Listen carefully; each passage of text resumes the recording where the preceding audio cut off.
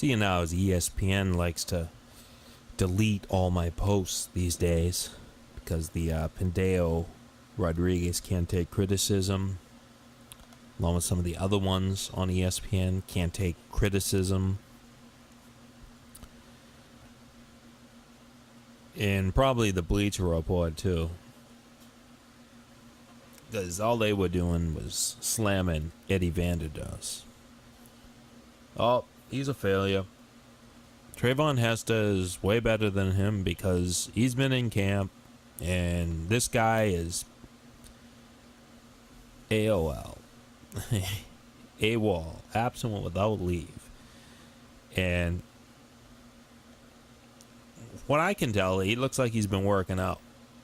And not working out on the Twinkies. I mean, he's a big guy.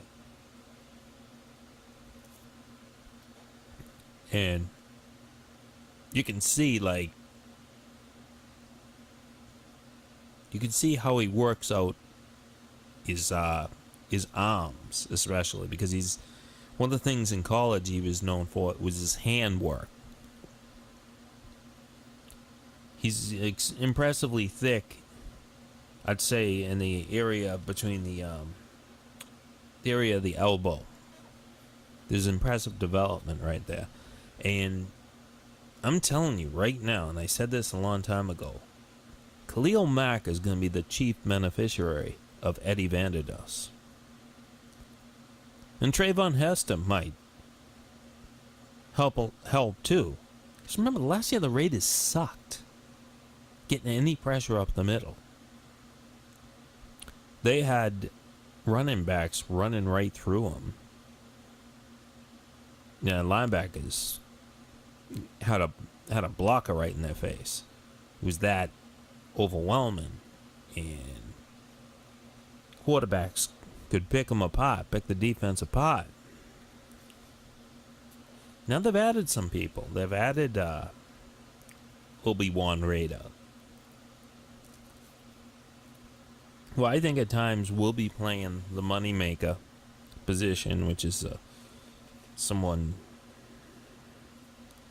coined the phrase that it's basically an extra safety in the box. He's very athletic, short tackler, and I can see him excelling on that role. I can see him excelling on special teams, and he said that himself. I think it's pretty obvious. The Raiders did lose one of their best special teamers last year, Holmes, and they need to replace him, and it could be Obi Menafano. Did I pronounce his name right that time? That's amazing. But welcome aboard, Eddie Vanderdoes. Now, I say this guy has tremendous upside. If he keeps his weight down, you can watch a video of him in college. He can be very overwhelming, even if he was playing for UCLA. No, he's got good handwork. He can occupy blocks. And this is going to help Khalil Mack. Trust me. This is going to help in the run game.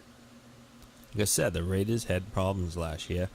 And those players, some of which are drafted in the second round, midway through, high up in the second round, and they were either injured or they were ineffective.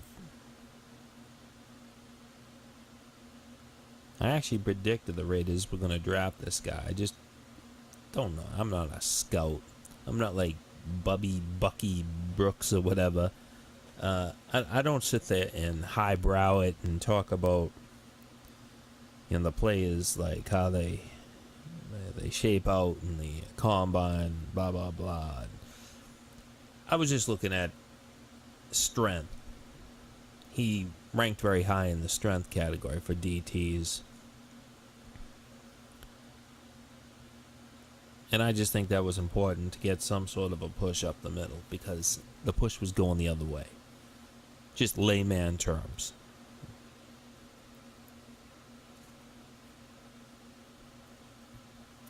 I think the more pressure, it all comes together. It's a team thing. I mean, really, I don't see how an NFL player can actually accept an individual award because there's so many factors that go into your accomplishments.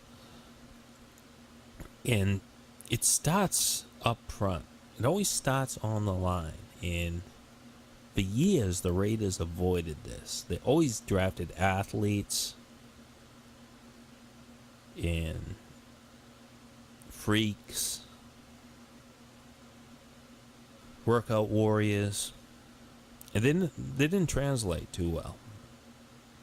Or they get some other guy from another team and then give up all their draft picks for, and he'd come in and he would do this, do a little, and do a little less.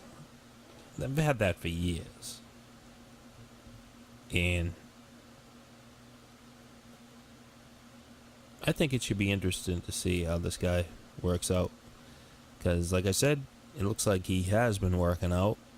And looks like he's been keeping himself in condition. He's motivated. He is ready to go. And the Raiders definitely need these two guys to come in, create competition, because they sucked last year. I mean, they had, as a team, they had 25 sacks. And they gave up, I think, more deep passes than any other team, or big plays, because no pressure.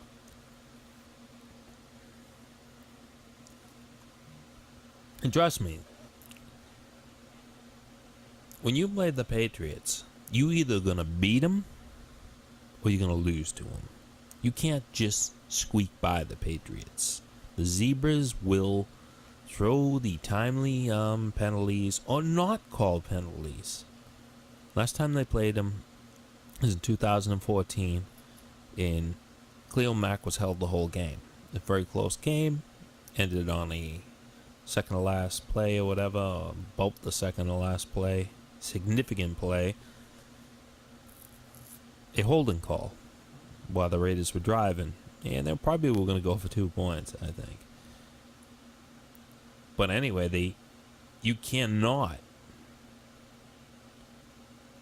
think you're going to beat the Patriots in a close game, because the referees work for Vegas. I don't care what anyone says. You can call it a conspiracy theory, but if you've been a Raider fan for enough time, you know it's true. You cannot just beat them. You have to crush them. And it starts with overwhelming their holding on their offensive line. Is going to be significant. So it's going to take a guy like Eddie Vanderdoes, like Trayvon Hester, to come in there, put significant pressure up the middle, allowing Mack and Irvin to get to Brady. Get to Brady before he can throw these little quick passes. Get your hands up. Do anything. But get the pressure on him. Take him down. And you will see the Patriots lose. But all starts up front. Create the scenario where he has to make a bad throw. The Raiders added secondary help. And I expect them to be ball hawks as a result.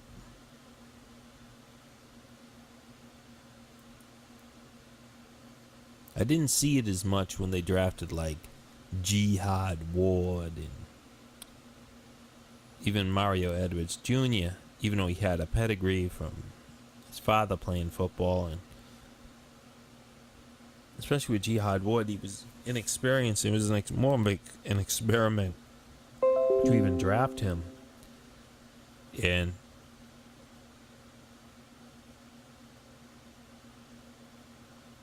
I think Eddie is more of a lineman than those guys are. Although they expect good things from Mario Edwards Jr., who's lost a lot of weight.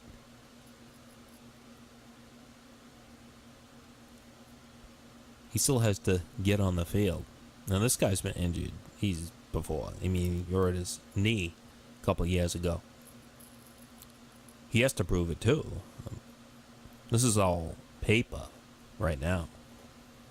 He hasn't faced anything. But I'm sure it's going to happen very soon. Maybe starting on Friday.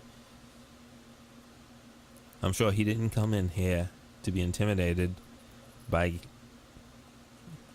how tall is he? 6'7", 6'8", 6'8", 350 pound gods who do backflips off the sides of mountains. That's his test. That's what he's going up against. He's going up against Gabe Jackson, who just got a big contract. This is what he's going up against. And this is the time to prove it. He has been away. He has been criticized for being away on the Bleacher Report and other places, as if it was his fault. It is an agreement with certain educational facilities and the NFL. So it's not his fault. He finished his school. Now he's ready to play. I expect really good things from him. But it might not show up on paper. It might show up in Cleo Mack's sack registry. You know, his sack files. Get pressure up the middle, collapse the pocket, and force, like Tom Brady, to get sacked 12 times in a game. That's the goal.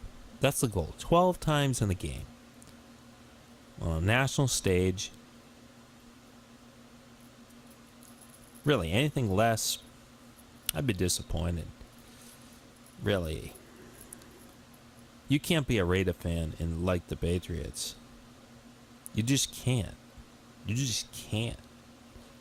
And you want Brady to get sacked 10 times. You want them to bring in a backup quarterback. But all starts on the line. And that is the main focus. Because just imagine if the Raiders, and sometimes it only takes one player. It's not always on the line. Sometimes it's in the back line. It happened with Charles Woodson. You know, he was pretty cocky as a rookie. Too cocky. I remember Jerry Rice took him to task. But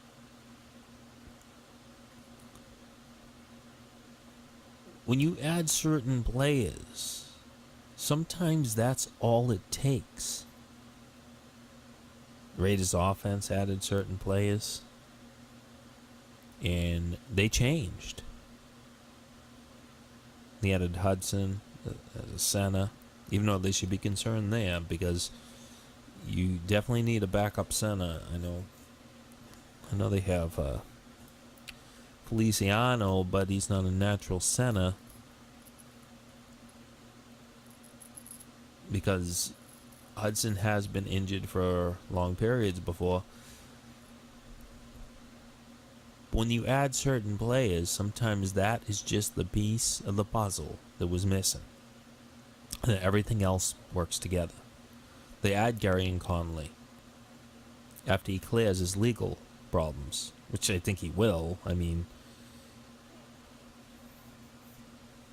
if there was an imminent rape charge or whatever, and the police really felt that he did something overwhelmingly bad, they've already would have arrested him. I do believe the DA is trying to get money. They're going to try to get him to plead to a lesser charge. That's my theory until proven otherwise, because I can't understand why they would take this long. What does it serve him? I mean, he's not going to even live probably in Cleveland anymore. But it could be him on the back line that creates the combination of additions and subtractions. Williams is gone. He was brought in to do the job these two guys have been brought in to do. Let's see if they do it.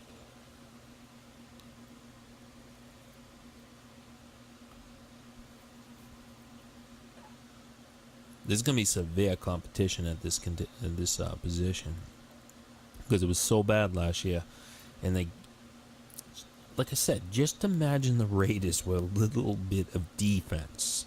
With Derek Carr is getting the ball all the time.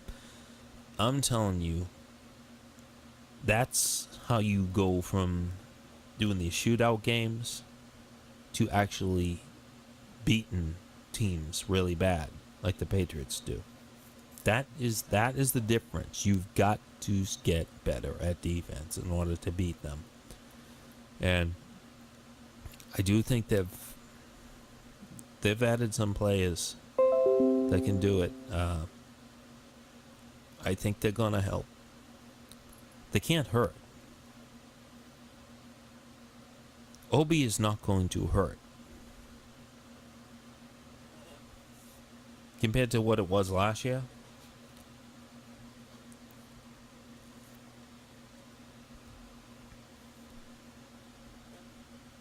Conley, once he gets in, I don't think he's going to hurt. Sean Smith might even be better. Remember, the Chiefs had a much better pass rush where he excelled. No cornerback can live on an island.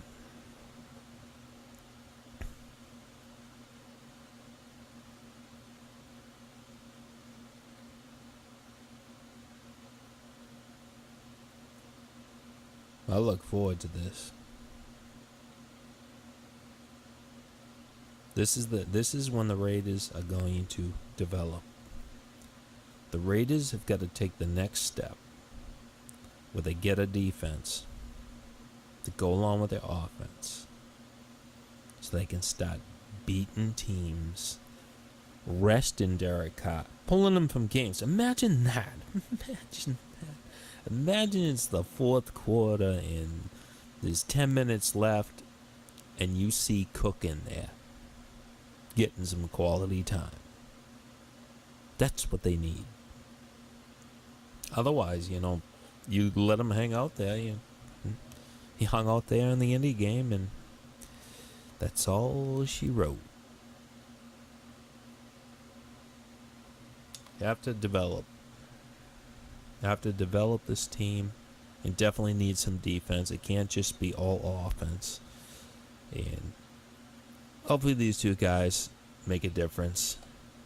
I look forward to seeing the competition. I think there's going to be some fights in camp between defensive linemen and between offensive linemen and defensive linemen. But it's all good because it's got to sort itself out.